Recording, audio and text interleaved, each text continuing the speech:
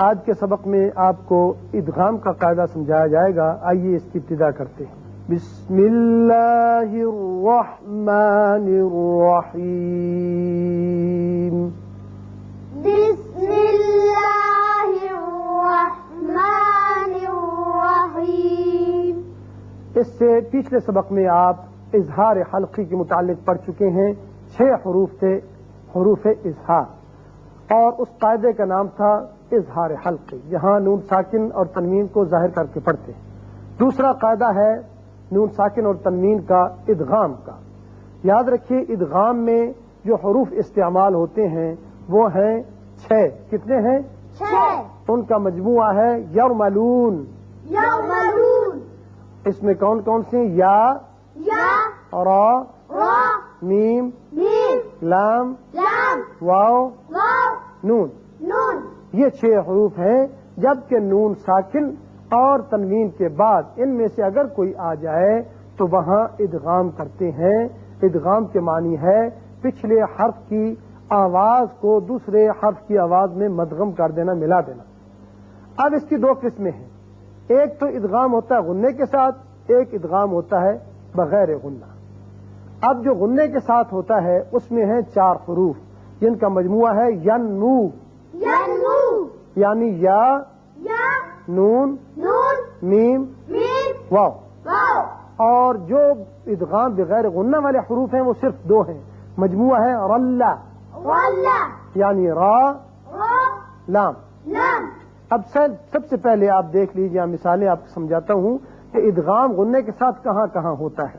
اور یاد رکھیے کہ ہمیشہ ادغام 2 کلموں میں ہوتا ہے، ایک کلمے میں نہیں. ادغام چاہے غنے کے ساتھ ہو چاہے بغیر غنہ ہو، لیکن ہوگا ہمیشہ ہی 2 کلموں میں. یہ اس کا اصول ہے. اب 2 کلموں میں ادغام غننے والی مثال کیا ہے؟ سب سے پہلے جو آپ کو حرف بتایا تھا وہ یا ہے. اب نون ساکن کے بعد یہ یہاں یا آ رہا ہے. ہم اس کو جب من کو یقولو کے ساتھ ملائیں گے تو ادغام کریں گے اور یہاں 1 الف کے برابر آواز ناک کے بانسے میں ٹھہرے گی. تو لفظ بنے گا من یقول.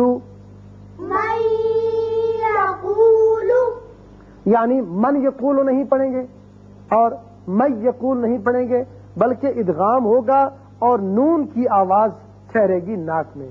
من یقول. دوسرا حرف جو ہے وہ ہے نون. اب نون ساکن کے بعد اس کی مثال من نعمت. من نعمت. تیسرا حرف ہے میم. یعنی جب نون ساکن کے بعد میم آئے تو اس کو بھی غنہ کریں گے. میم مال. اور اگر واو آ جائے، چوتھا حرف واو ہے نون ساکن کے بعد، تو یہاں بھی ادغام کریں گے غنے کے ساتھ. من وال. یہ تھی 4 مثالیں جو نون ساکن کے بعد اگر ینمو میں سے کوئی آ جائے، یعنی حروف غنہ میں سے. اب 4 مثالیں جو ہیں وہ انہی حروف کی ہیں جو تنوین میں ہیں. وَبَرْقٌ يَجْعَلُونَ.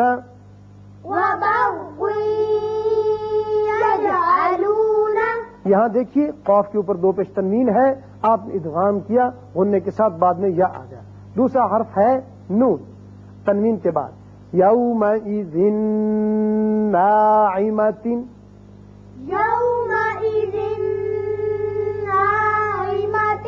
تیسری مثال ہے میم کی. تنوین کے بعد میم آ جائے تو جہاں بھی ادغام کریں گے غننے کے ساتھ. قول معروف.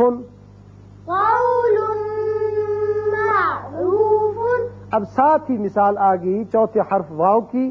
فا کے اوپر 2 پیش تنوین ہے تو اس کو جب ملائیں گے تو معروف ومغفرۃ.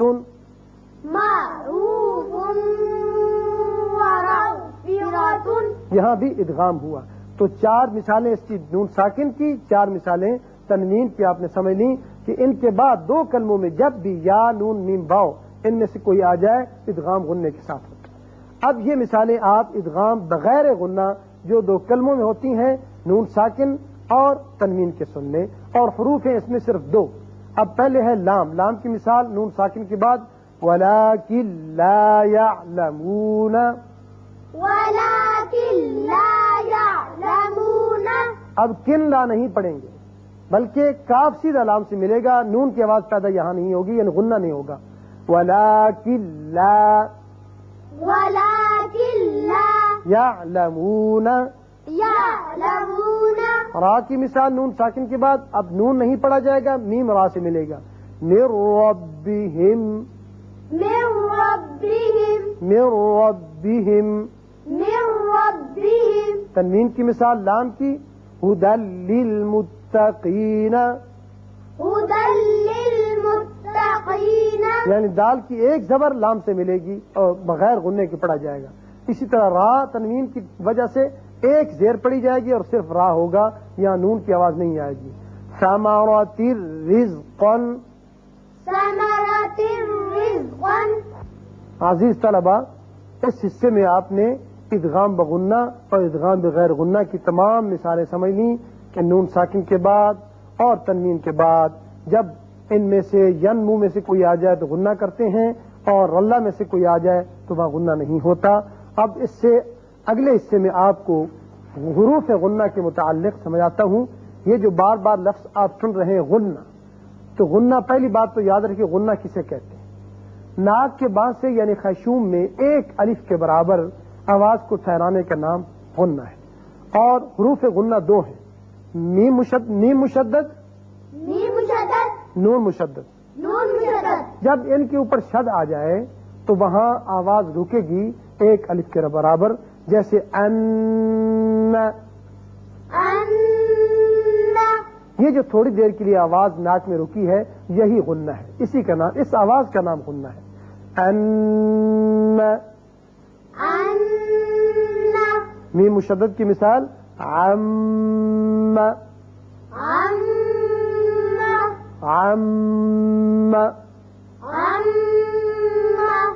اور غنے کی مقدار ہے حرکتان، یعنی دو حرکات کے برابر، جس کا مطلب ہے کہ ایک الف کے برابر. جتنا ایک الف کھینچتے ہیں اتنی دیر کے لیے آواز جو ہے ناک کے بانسے میں ٹھہرانے کا نام غنہ ہے. اور یہ دو حروف ہیں نون مشدد، میم مشدد. اس کے علاوہ جہاں ادغام ہوتا ہے غنے کے ساتھ وہاں بھی یہی آواز نکلتی ہے ناک کے بانسے میں جو آپ کو یہاں سمجھائی ہے. تو آج کے سبق میں عزیز طلبہ آپ نے دوسرا قاعدہ ادغام کا پڑھا، ادغام بغنہ اور ادغام بغیر غنہ اور حروف غنہ کے متعلق سمجھ لیا. اللہ تعالیٰ میں صحیح پڑھنے کی توفیق عطا فرمائے.